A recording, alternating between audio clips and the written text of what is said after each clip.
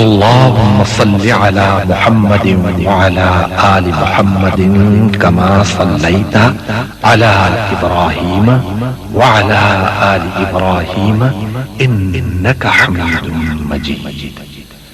اللهم بارك على محمد وعلى آل محمد كما باركت على إبراهيم وعلى آل إبراهيم إنك حميد مجيد. الحمد لله الذي خلق الأنبياء والمرسلين وكل مخلوق، وصلى الله تعالى على خير خلقه محمد وعلى آله وأصحابه وأزواجه. مولاي صل وسلم دائما أبدا على حبيبك خير الخلق كلهم. آپ کے ادارے کا ہفتہ وار درس شریعت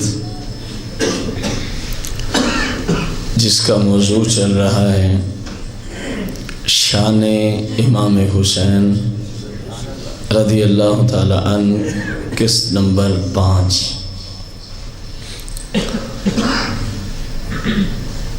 حضرت سیدنا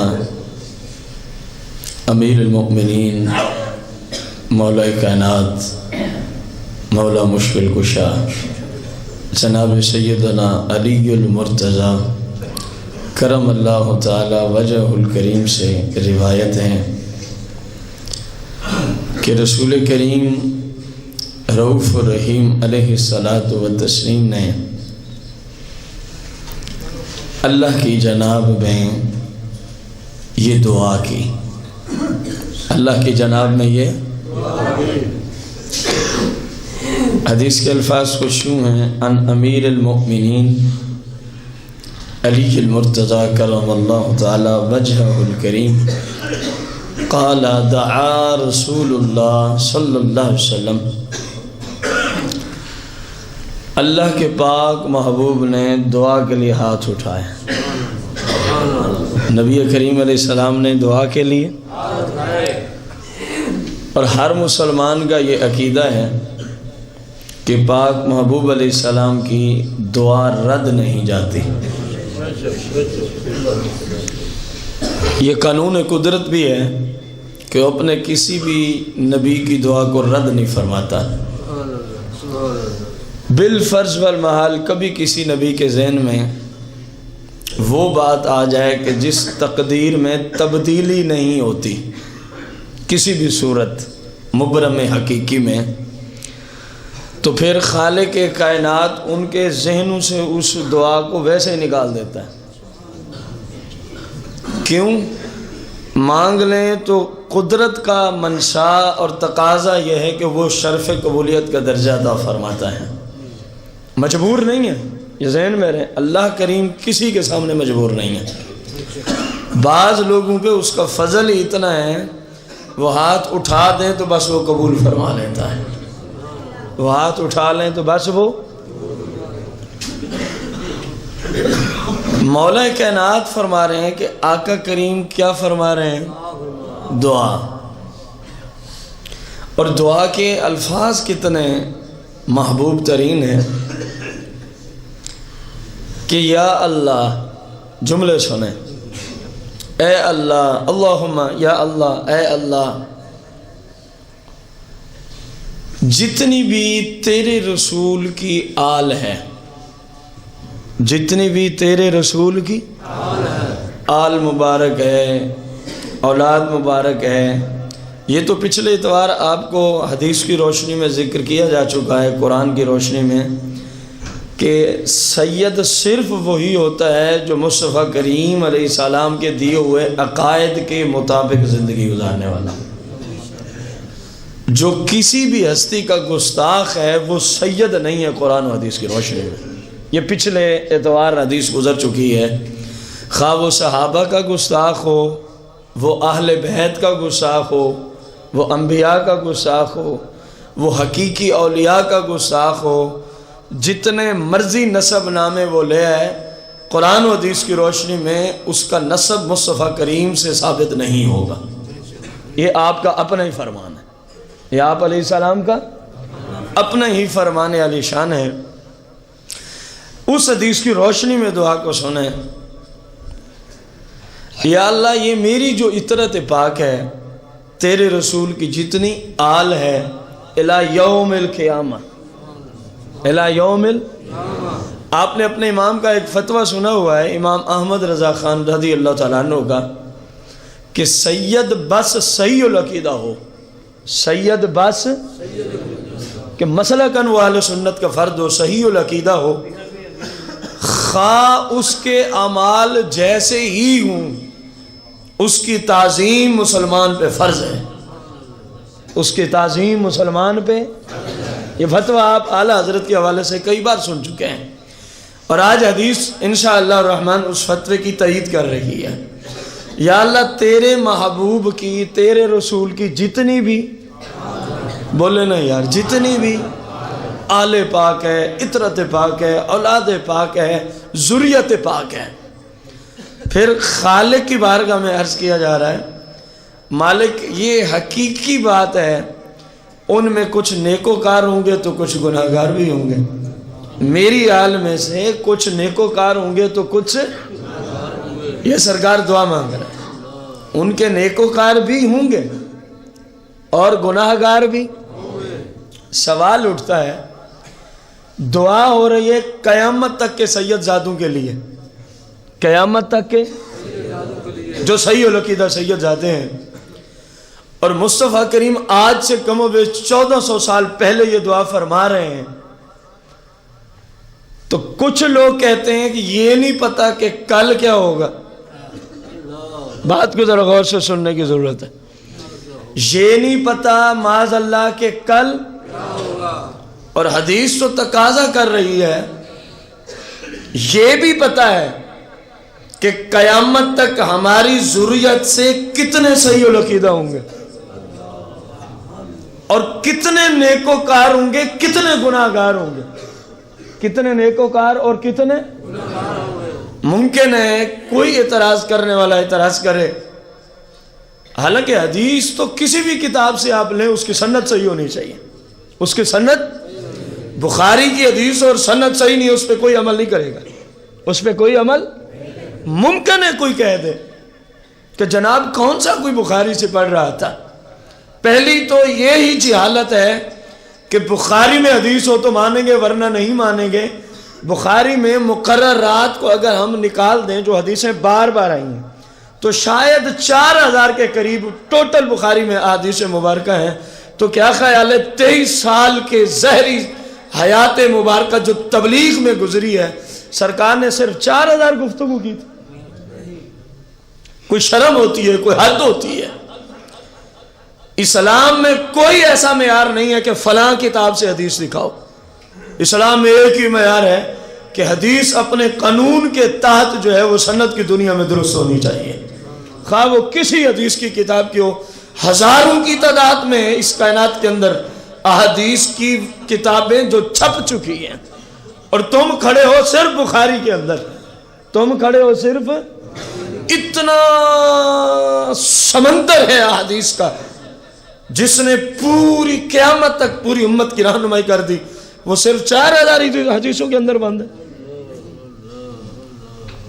یہ فتنہ بھی صرف آپ کے ملک پاکستان اور انڈیا اور بنگلہ دیش میں ہے، باہر عرب ممالک میں بھی یہ فتنہ نہیں ہے کہ وہ کہیں جی سیاح سے دکھاؤ۔ وہ تو خود ان کے ائمہ جب لیکچر دینے آتے ہیں، سیاح تو بہت قلیل ہے، اکثر ان کے حوالے سیاح کے علاوہ کتابوں سے ہوتے ہیں، جو خود لیکچر دینے آتے ہیں اکثر و بیشتر مسند امام احمد بن حنبل کی حدیثیں پڑھ رہے ہوتے ہیں، اکثر و بیشتر مشکات شریف کی حدیثیں پڑھ رہے ہوتے ہیں۔ تو میرے بھائی کبھی وہ دار قطنی کی پڑھ رہے ہوتے ہیں، کبھی السنن الکبری البیہقی شریف سے وہ حدیث پیش کر رہے ہوتے ہیں۔ تو یہ فتنہ صرف یہی ایک سوچی سمجھی سازش کے تحت ہے، جبکہ جب رسول کریم صلی اللہ تعالیٰ علیہ وآلہ وسلم کا زہری آیات مبارکہ ہے، امام بخاری تو 200-250 سال بعد میں دنیا میں آ رہا ہے، امام بخاری سے پہلے محدثین نے کتابیں لکھ دی ہیں. رسول اللہ کے زمانہ مقدس سے احادیث مبارکہ کو جمع کرنا شروع کیا جا چکا تھا. آپ کے زمانہ مقدس سے یہ صحیح بخاری کتاب العلم کے اندر حدیثیں موجود ہیں.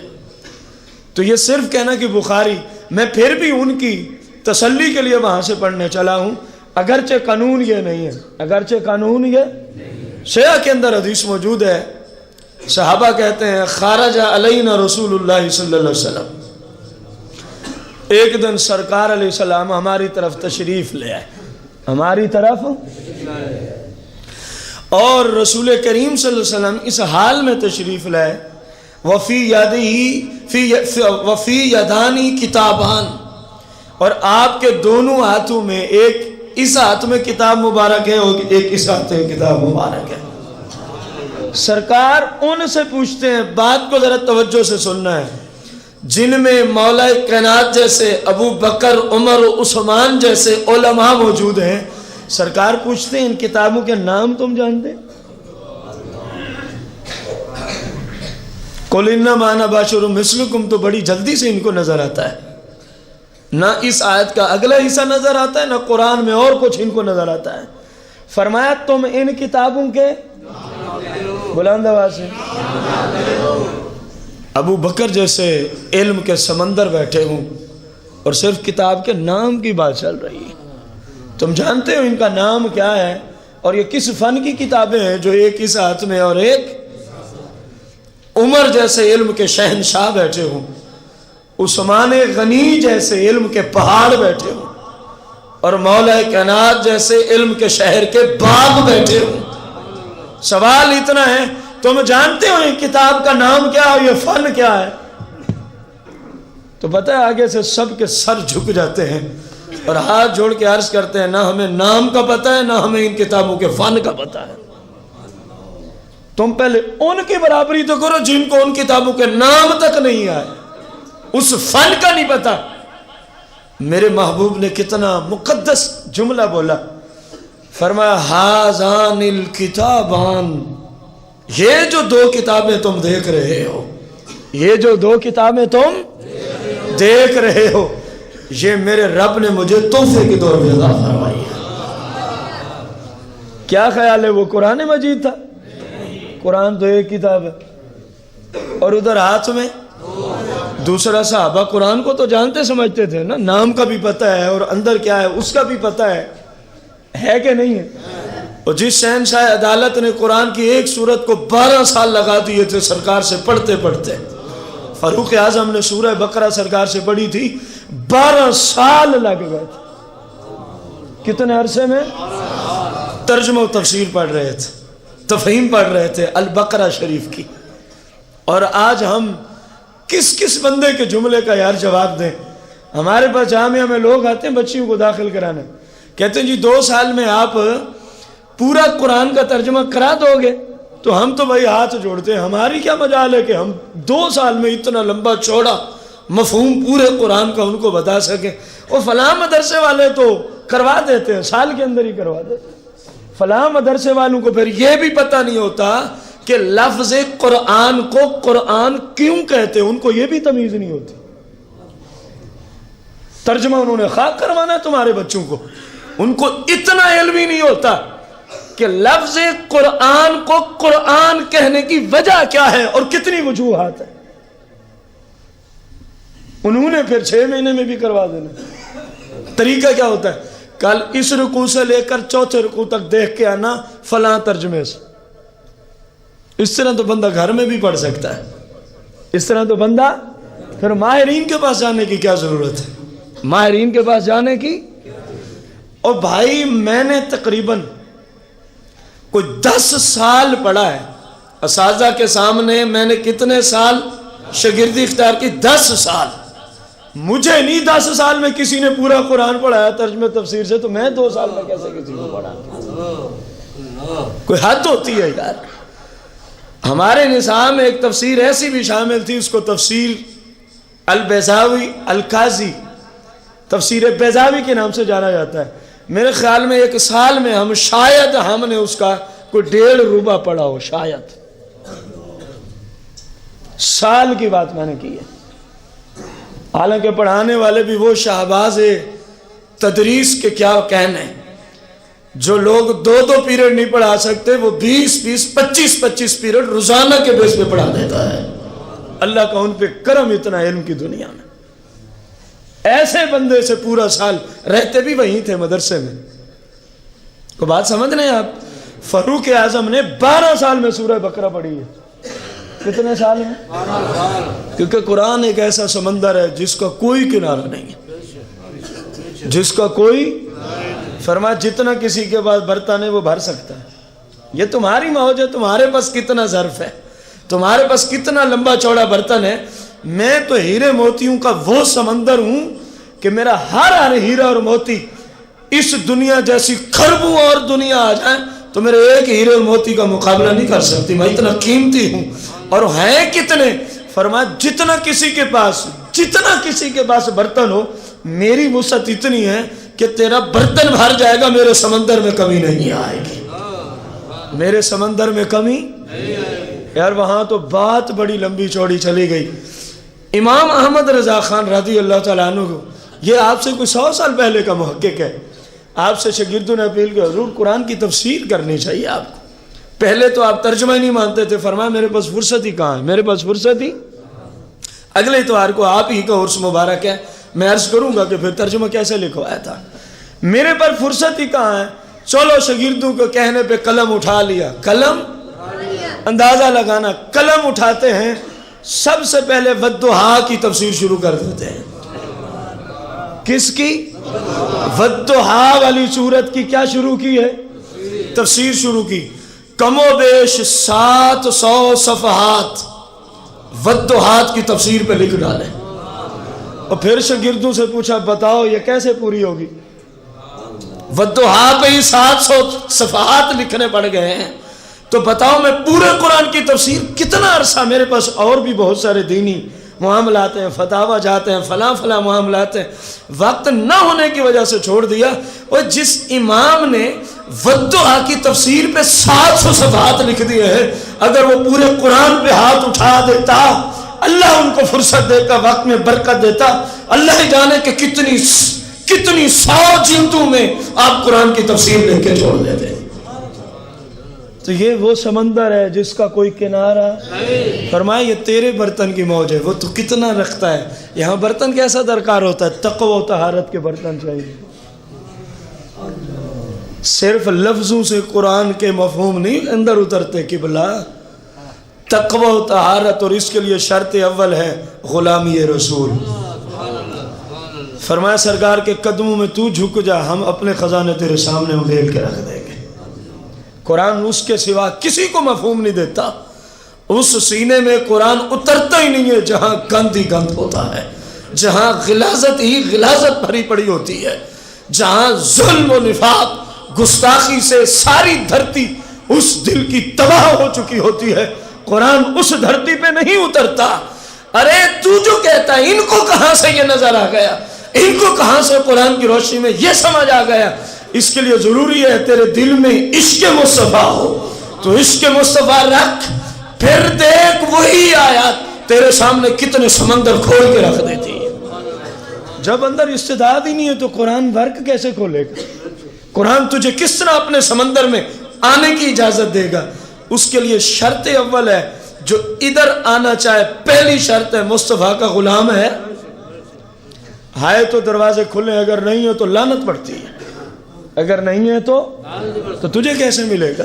تجھے سرکار نے فرمایا یہ دونوں کتابیں میری رب کی طرف سے مجھے تحفے کے طور پہ، قرآن نہیں تھا، ایک تو وہ 2 تھیں، قرآن ایک ہے، دوسرا جنہوں نے 12 سال ایک سورت پہ لگا سیکھنے، ان کو ابھی نہیں پتا کہ قرآن ہے۔ یار آپ کے سامنے میں قرآن کروں، آپ کا بچہ کہے گا کہ یہ کیا ہے؟ معلوم ہوا کہ وہ قرآن، سرکار نے فرمایا میری رب کی طرف سے یہ مجھے، فرمایا تمہیں پتہ ہے کہ ان کے اندر کیا ہے؟ ان کہا جی اللہ اور اس کا رسول ہی بہتر جانتے ہیں، جو فن نہیں جانتے، جو نام نہیں جانتے، وہ اندر والے کلمات کیسے بتائیں؟ قل انما انا بشر مثلکم والوں کو بھی سنانا سیاح کی حدیث، جو 24 گھنٹے کہتے رہتے ہیں نبی تو ہمارے جیسے بشر، معاذ اللہ، کچھ شرم ہوتی ہے، کچھ حد ہوتی ہے بے حیائی کی، یہاں تو شاید مشرکین مکہ بھی پیچھے رہ گئے اس جملے کے بولنے میں جو ان لوگوں نے بول دیا۔ ڈنکے کی چوٹ پہ میں مسئلہ کے اہل سنت کی ترجمانی کرتے ہو کہہ رہا ہوں، الحم سے لے کر والناس تک اگر یہ پورے قرآن میں کسی جگہ یہ مفہوم دکھا دیں کہ اللہ فرما رہا ہے، اللہ نبی تمہارے جیسا بشر ہے، میں پوری زندگی ان کی غلامی میں بسر کر دوں،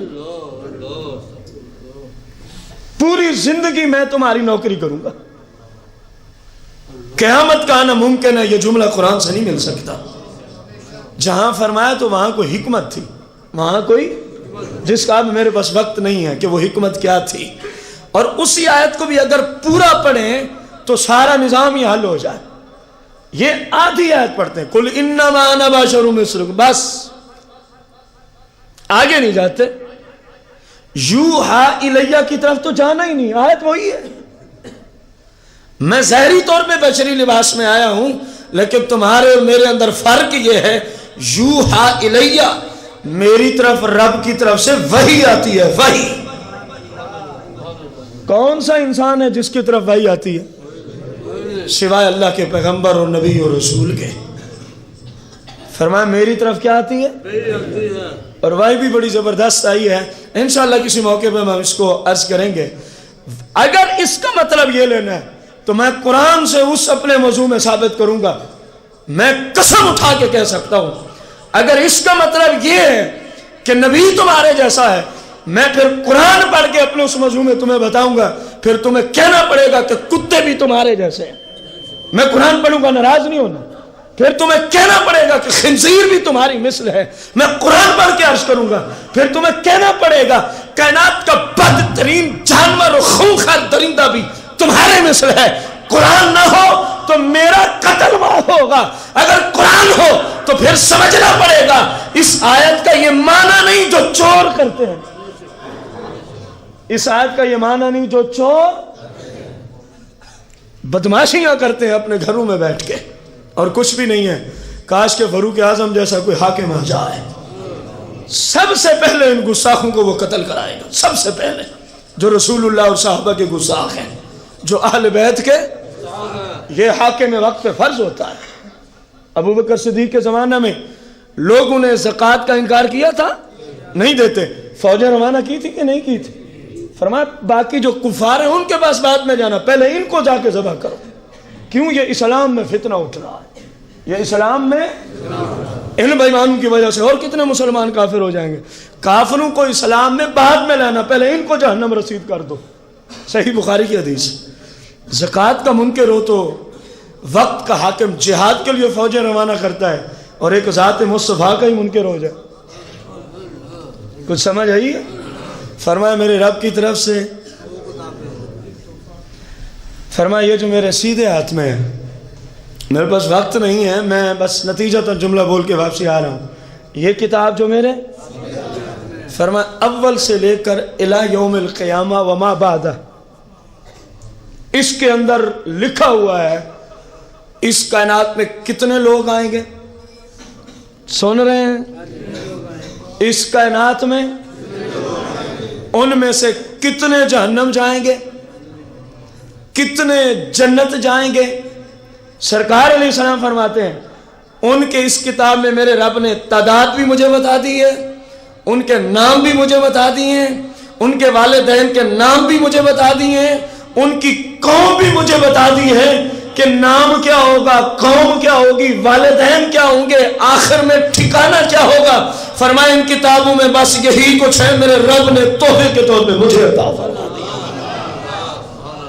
جو پورے جہان کی خلقت کو جانتے ہیں، اور یہ مسلمہ اصول ہے، انسان جتنے مرضی کثیر ہو جائیں، جنوں کی تعداد آپ سے زیادہ ہے، نو جن ہم سے زیادہ ہیں۔ میرے بھائی ادھر جنوں کی تعداد کا بھی ذکر تھا، کیونکہ انسان و جن مکلف ہیں۔ انسان و جن مکلف کا معنی جنت و دوزخ میں جانے کے متعلقہ جن سے حساب کتاب ہوگا، انسان و جن سے حساب کتاب ہوگا۔ میرے محبوب کو تو تعداد کا بھی پتہ ہے، پوری دنیا کی تعداد کا، الی یوم القیامہ، ہر ایک کے نام کا بھی پتہ ہے۔ اس کی قوم کا بھی پتہ ہے، اس کے والد اور والدہ کے نام کا بھی پتہ ہے۔ فرمایا میں یہ بھی جانتا ہوں کہ جہنم میں کس جگہ جائے گا اور جنت میں کون سے رتبے تک پہنچے گا۔ تو جو پوری دنیا کی خبر دے رہے ہیں، اپنے عطرت کا پتہ کوئی؟ تبھی تو کہا اللہ کی جناب نے عرض کی مالک میں دیکھ رہا ہوں میری جتنی عطرت بھی قیامت تک ہے، کچھ نیکوکار ہوں گے تو کچھ، بس تو شفقت فرما، تو اب اعلیٰ حضرت کے اس فتوے کی تصدیق ہو رہی ہے۔ مالک تو کیا فرما؟ مالک تو کرم فرما دے۔ کرم کیا ہے؟ مالک فہبلی، یہ سارے کے سارے مجھے ہی ادا کر دے۔ میری عطرت کا کوئی گناہ گار ہے، کوئی نیکوکار ہے، فہبلی، یا اللہ یہ مجھے ہی دے دے۔ مطلب کیا ہے؟ میں چاہوں تو دوزخ میں جانے دوں، میں چاہوں تو مجھے دے دے، بس میری آل ہے، میں جانوں میری آل جانے، میں جانوں اور میری آل جانے۔ مصطفیٰ کریم رؤوف الرحیم علیہ الصلوۃ والتسلیم نے جب اتنے جملے بولے، جب اتنے مولا کائنات نے عرض کی یا رسول اللہ کیا یہ صرف ہماری نسل کی بات ہے جو اس وقت موجود ہے، یا جو اس کے بعد وَيَفْعَلُوا بِمَنْ بَعْدِكُمْ جو اس کے بعد ہے اس کے ساتھ بھی یہی صورتحال ہوگی؟ سرکار نے فرمایا علی یہ صرف تیری نسل کی بات نہیں ہے، یہ اب موجود ہے، بلکہ الی یوم القیامہ تیرے شہزادوں کی جو نسل پاک چلے گی میں نے سب کو اپنے رب سے مانگ لیا اور پھر اپنے ساتھ جنت کو لے جائیں گے۔ اعلیٰ حضرت نے کیا فرمایا؟ اگر سید صحیح العقیدہ سنی ہو، جو مرضی عمل ہو، اے مسلمانوں تمہارے اوپر اس کی تعظیم کیا ہے؟ فرض ہے۔ مصطفیٰ کریم وہی فرما رہے کہ نہیں فرما رہے؟ فرمایا میں نے رب سے اپیل کر دی ہے، رب نے مجھے دے دی ہے، میری عطرت مجھے محبوب جیسے بھی ہیں، خون تو تیرا ہی دوڑتا ہے نا، بس یہ تیرے ہیں۔ فرمایا جب میرے ہیں تو میرے ساتھ جنت میں ہیں، میرے ساتھ۔ حوض کوثر پہ کون کون جانا چاہتا ہے؟ مجھے تو ضرورت ہے بھائی، سیدھی سی بات۔ حدیث پڑھیں پھر پہنچے حوض کوثر پہ۔ میرے آقا کریم علیہ السلام سے مولا کائنات راوی ہے، اس حدیث کے بھی مولا کائنات راوی ہیں۔ کیا فرماتے ہیں رسول کریم صلی اللہ علیہ وسلم نے فرمایا سب سے پہلے میرے حوض پہ کس نے آنا ہے؟ سب سے پہلے میرے حوض پہ یہ وہ حوض کوثر ہے کہ قبلہ جب ایک بار بندہ پانی پی لے پھر عبدالآباد کبھی پیاس نہیں لگے گی، عبدالآباد کبھی پیاس۔ اور کیا یہ کم ہے کہ سرکار فرمانے یہ میرا حوض کوثر ہے؟ عاشقوں کے لیے تو اتنے کافی ہے کہ آپ کے حوض کوثر سے پینے کو مل جائے۔ اور پھر کیا ہی بات ہے کہ جب لوگ پیاس سے مر رہے ہوں، کتے کی طرح لمبی لمبی زبانیں باہر نکلی ہوں اور پسینے میں شرابور ہوں، کتنا ہی الفت و محبت والا جملہ ہے۔ اس دن جس خوش نصیب کو صرف آب کوثر نہیں، میرے آقا اپنے ہاتھوں سے آب کوثر عطا فرمانا ہے۔ اور پھر کیا ہی بات ہے ان عاشقوں اور ان غلاموں کی، صرف آب کوثر ہی نہیں، صرف اپنے ہاتھوں سے ہی نہیں، بلکہ اس پیالے سے پہلے تھوڑا سا خود نوش فرما لیں اور پھر کہیں یہ لو دیوانو، یہ لو دیوانو۔ جب سرکار کے ہونٹ مقدس مس ہو جائیں تو خدا کی قسم ہے اس سے بڑی نعمت اور آپ کو نہیں مل سکتی۔ ایسے ہے کہ نہیں ہے؟ فرمایا سب سے پہلے میرے حوض پر کون آئے گا میرے پاس؟ غور سے سننا، میرے آقا نے فرمایا اہل بیتی، اہل بیتی۔ یزیدیوں کو کم از کم ایسی حدیثوں پہ غور کرنا چاہیے جو آج تک امام حسین رضی اللہ تعالیٰ عنہ کے خلاف بغاوت کے فتوے دیتے ہیں۔ فرمایا سب سے پہلے میرے حوض پہ کون آئیں گے؟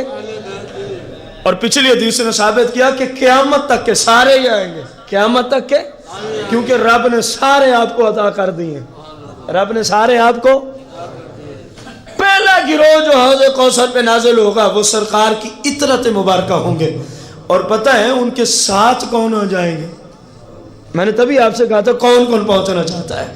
فرمایا جیسے ہی میرے حوض پہ میری عطرت آ پہنچے گی، ان کے ساتھ وَمَنْ أَحَبَّنِي مِنْ أُمَّتِي، ومن احبنی من امتی ومن احبنی من امتی، فرمایا ان کے ساتھ ہم ان کو اجازت دیں گے میرے امتیوں میں سے جو میری محبت میں مر مٹتے تھے، جو میری الفت میں اپنا سب کچھ قربان کر دیتے تھے، جو میری وجہ سے لوگوں کے تانے بھی سن لیتے تھے، جو میری وجہ سے لوگوں کی باتیں بھی سن لیتے تھے، لیکن میری شریعت و محبت کے خلاف نہیں چلا کرتے تھے۔ فرمایا جہاں میں نے اہل بیت کو یہ منصب دے دیا ہے کہ سب سے پہلے تشریف لائیں گے، فرمایا ومن احبنی من امتی، اور آپ کی محبت کا تقاضا ہے آپ کی ناموس کے لیے جان بھی دینی پڑے تو مسلمان دریغ نہ کریں، آپ کی شریعت پہ چلنے کی غرض سے پوری دنیا تنہا چھوڑ دے تو مسلمان گریز، آپ کی شریعت پہ عمل کرنے کی وجہ سے پورا محلہ بھی مخالفت کرے تو اس شخص کو دریغ نہیں کرنا چاہیے۔ آج تو محبت رسول اس طرح تو اپنا لے، اور جب قیامت کے دن لوگ پیاس سے مر رہے ہوں گے میرے آقا تجھے یہ منصب دے چکے ہیں، فرمایا ومن احبنی من امتی، جو مجھ سے کود کے محبت کرنے والا میرا غلام ہوگا، جہاں میری اطاعت آ رہی ہوگی میں ان کو بھی آوازیں دے کے بلا لوں، ان کو بھی آوازیں دے کے پتہ کیسے چلے گا کون کون محبت کرتا۔ آخر جو ومن احبنی من امتی، من امتی ساری امت نہیں، فرمایا امت میں سے کچھ ایسے ہونگنے ضرور ہیں، کچھ ایسے تو قیامت تک امت چلنی۔ یہ حدیث بھی بتا رہی ہے کہ سرکار تو جانتے ہیں نا، سرکار تو کہ کون مجھ سے کیسی محبت کرتا ہے، کون مجھ سے، کون کس انداز سے میرے ساتھ چل رہا ہے، اور کون کس نظریے سے میرے ساتھ چل رہا ہے، اور کون کس نظریے سے میرے ساتھ چل رہا ہے۔ رسول کریم رؤوف الرحیم علیہ السلام نے ارشاد فرمایا، سنیو کتنے خوش نصیب ہیں آپ، الحمدللہ جس طرف سے بھی کوئی خوشخبری آتی ہے نا، قرآن سے ہو حدیث سے ہو، وہ مسئلہ کے حق کا اہل سنت پہ فٹ ضرور ہوتی ہے، الحمدللہ علی احسانہ۔ رسول کریم رؤوف الرحیم علیہ السلام ارشاد فرماتے ہیں، عبداللہ بن عباس حدیث کے راوی، عبداللہ بن عباس حدیث کے سرکار نے فرمایا یہ ہے، ان عبداللہ بن عباس رضی اللہ عنہما قال قال رسول اللہ صلی اللہ علیہ وسلم انما سماها فاطمہ، فرمایا تمہیں پتہ ہے میری بیٹی کا نام اللہ نے فاطمہ کیوں رکھا ہے؟ میری بیٹی کا نام اللہ نے فاطمہ، انما سماها فاطمہ، فاطمہ کا نام فاطمہ کیوں رکھا گیا؟ فرمایا تمہیں پتہ ہے؟ سنو رسول اللہ خود فرما رہے ہیں، اللہ کریم کہ پاک محبوب علیہ السلام نے کتنا زبردست جملے بتائے، فرمایا میری بیٹی کا نام فاطمہ صرف اس لیے رکھا گیا ہے کہ جو بھی فاطمہ سے محبت کرے گا رب اس کو دوزخ سے آزادی کا پروانہ عطا فرمائے۔ فاطمہ کا لغوی معنی ہے جہنم سے بچانے والی، فاطمہ کا لغوی معنی کیا ہے؟ جہنم سے۔ تو سرکار نے فرمایا یہ نام کیوں رکھا گیا کہ فاطمہ جہنم سے بچانے والی ہیں، فاطمہ جہنم سے کیوں رکھا گیا؟ میرے آقا نے فرمایا اس لیے رکھا گیا جو میری اس شہزادی سے محبت کرے گا رب اس محبت کی برکت سے اس کو جہنم سے آزادی کا پروانہ عطا فرمائے۔ سمجھ آئی ہے؟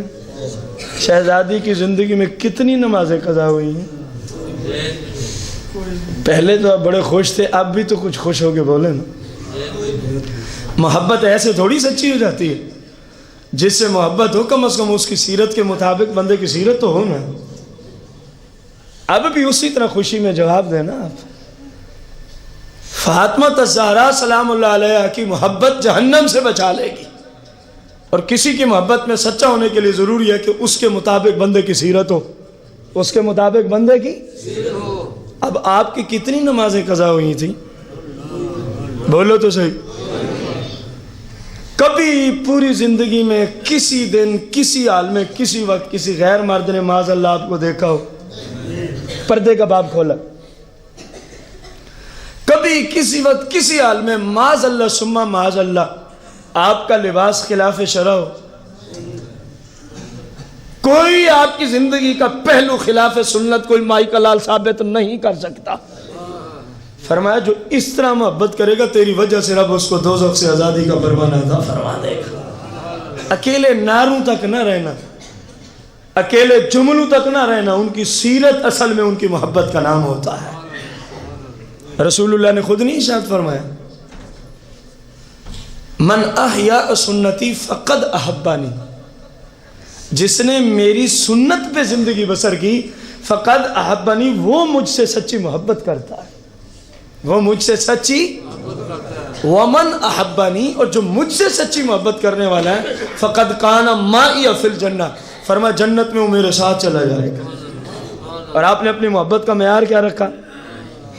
بولو تو صحیح، کہ آپ کی سیرت و سنت کے مطابق زندگی گزارنے والے کو آپ نے فرمایا فقد احبانی، مجھ سے کیا کرتا ہے؟ تو فاطمہ زہرا سلام اللہ علیہ کی محبت کا بھی یہی مطلب لیا جائے، سمجھ آ گئی؟ ورنہ تو نہ جانے دنیا میں کتنے کافر ہیں جو آپ کی محبت کے دعوے دار ہیں، بلکہ ٹھیکے داری وہی بنے ہوئے ہیں، ٹھیکے دار یا اہل بیت کی محبت کے، جن کو اسلام کافر سمجھتا ہے، جن کو اسلام، تو پھر ان کی محبت انہیں بچا لے گی۔ محبت کے لیے سب سے محبت کرنا ایک عمل ہے، عمل بعد میں ہوتا ہے، عقیدہ پہلے ہوتا ہے۔ عقیدہ، کوئی ہندو جا کے حج کر لے، آپ ہی کی طرح سارے کسی مفتی سے ارکان پوچھ لے، حج ہو جائے؟ کیوں؟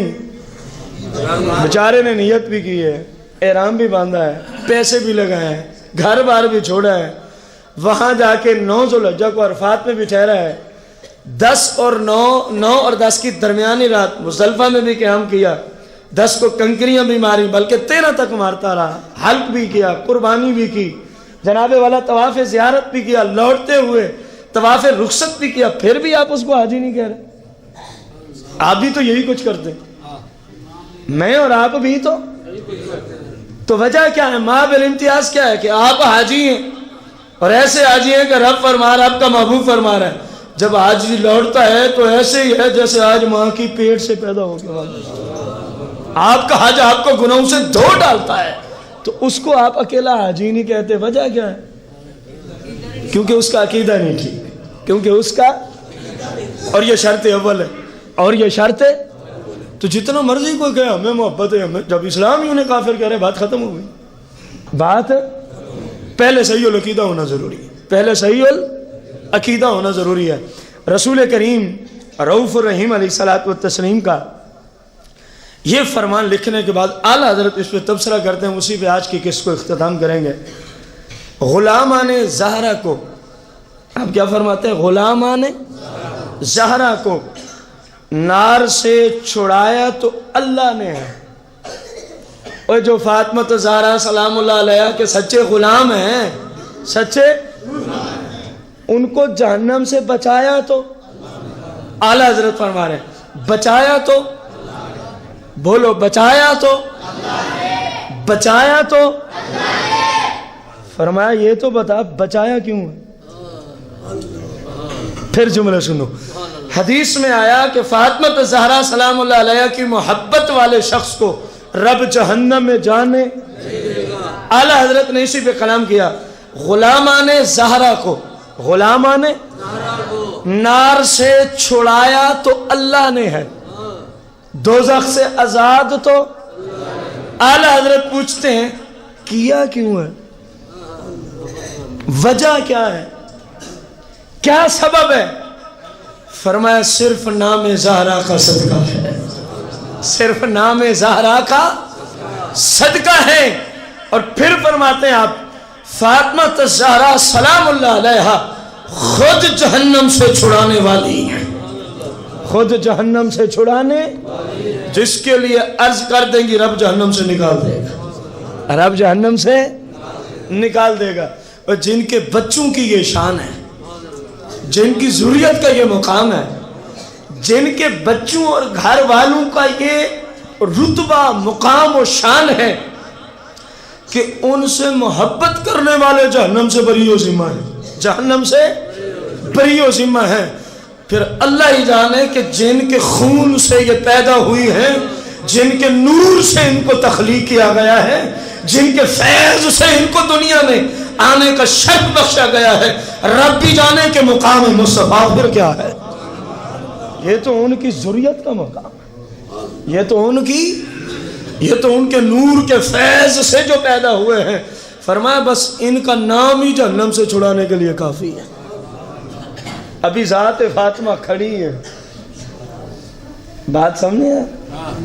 ایک ہوتا ہے کسی بھی ذات کا نام، ایک ہوتی ہے پھر اس کی پوری، بڑا فرق ہوتا ہے اس میں۔ مثلا میرا نام نذیر احمد، ایک طرف آپ نذیر احمد کو رکھیں، ایک طرف اس پورے جسم کو کھڑے ہو کے اس پہ آپ اس کے متعلقہ بولنا شروع کریں، نام کی زیادہ ویلیو ہوگی یا مسمہ کی جس کا نام رکھا گیا ہے؟ ذات کی زیادہ ویلیو ہے، ذات کی زیادہ ویلیو ہے، کیونکہ وہ نام معرض وجود میں بھی اسی ذات کی وجہ سے آتا ہے، اسی ذات کی وجہ سے آتا ہے۔ تو غور کرنا، جن کے بچوں کے نام کا یہ رتبہ ہے، جن کے بچوں کے اسم کی یہ شان ہے، جن کی ذریت کے مبارک طیب طاہر نام کا یہ فیض ہے کہ نام جہنم سے آزاد کراتا ہے، پھر سوچنا فاطمہ زہرا کی ذات کی کیا شان و شوکت ہوگی۔ پھر جن کے نور سے اللہ نے آپ کو تخلیق فرمایا۔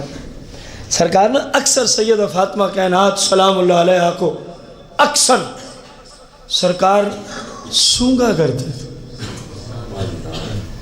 اور چومنا تو دنیا سے ثابت ہے، اولاد کو والدین چومتے ہیں، کبھی سونگنے والا بھی سنا ہے؟ آپ سارے ماشاءاللہ آپ میں سے اکثر جو ہے وہ صاحب اولاد ہیں، کبھی اپنی اولاد کو سونگا بھی ہے؟ جبکہ بظاہر انہوں نے کوئی عطر وغیرہ نہ لگایا ہو، ممکن ہے کہ کسی نے عطر لگایا تو باپ سونگ رہا ہو کیسی خوشبو ہے، عام حالت میں آج تک کسی باپ نے اپنی اولاد کو سونگا؟ سرکار دو جہاں سیدہ فاطمہ الزہرا سلام اللہ علیہا کو اکثر سونگا کرتے تھے۔ کسی غلام نے عرض کی یا رسول اللہ یہ عجیب منظر ہے، فرمایا پھر میں بتا دیتا ہوں کہ ہم سونگتے کیوں ہیں، تجھے جو عجیب نظر آتا ہے میں بتا دیتا ہوں۔ فرمایا جبریل میرے پاس جنتی پھل لائے تھے، جبریل میرے پاس، میں حکمت کی دنیا میں آگے نکلنا چاہتا ہوں کہ میرے درس میں مائیں بہنیں بھی ہیں، ویسے بھی ایک نبی علیہ السلام کی ذات کی طرف بات ہے۔ فرمایا جناب جبریل میرے پاس جنتی پھل لائے، میں نے اس کو تناول کیا، بس میرے جسم سے وہی پھل فاطمہ تو زہرا کی صورت میں نمودار ہو گئے۔ فرمایا فاطمہ سے جنت کی خوشبو پاتا ہوں، فاطمہ سے جنت کی۔ وہ پوچھنے والے تو کیا پوچھ رہا ہے کہ میں کیوں سونگتا ہوں؟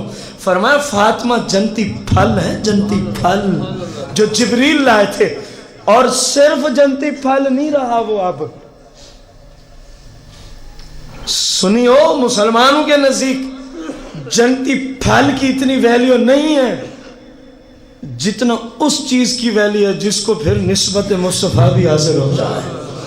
فرمایا وہ تھا صرف جنتی پھل، پھر ہم نے اس کو اپنے علم نشرہ والے سینے کو مس کیا، اس کے ساتھ تناول کر کے سینہ مقدسہ کو۔ یہ تو رب بھی جانتا ہے نا کہ مصطفیٰ کے سینے کے اندر کیا انوار و تجلیات ہیں، کیا حکمت اور جناب والا قرآن و سنت کے رموز، اسرار اور بھید، اس کے کتنے پوشیدہ خزانے ہیں، ان کو تو رب بھی جانتا ہے نا، جس نے علم نشرہ والا سینہ عطا فرمایا مصطفیٰ کریم کو۔ فرمایا اب وہ صرف جنتی پھل نہیں، اب وہاں سے بھی ماس ہو گیا ہے، ہمارا لعاب دہن بھی لگ چکا ہے۔ تناول جو فرمایا، تناول جو فرمایا ہے، ایک طرف وہ آب زمزم، ایک طرف وہ پانی جس میں مصطفیٰ کریم نے ہاتھ رکھ دیا ہو۔ کرو نا فیصلہ، کس کو افضل کہو گے؟ ممکن ہے کوئی کہے جی یہ شرک کر رہے ہیں، میں پوچھوں گا کہ آب زمزم میں برکت آئی کہاں سے ہے؟ مجھے مشرک کہنا بڑا آسان ہے، لیکن دلیل کی دنیا میں بیٹھنا بہت مشکل ہو جائے گا۔ اس میں جو برکت ہے، اور برکت کے منکرو اور برکت و تبرک اور نیک لوگوں کے جسم سے مس شدہ چیز کو مشرک کو، بدعت و شرک اور حرام کہنے والوں، رب نے تمہارا وہ بندوبست کیا ہے ہزاروں کلومیٹر دور سے وہی نسبت والی، وہی برکت والی، وہی نیک بندوں سے فیض والی چیز تمہیں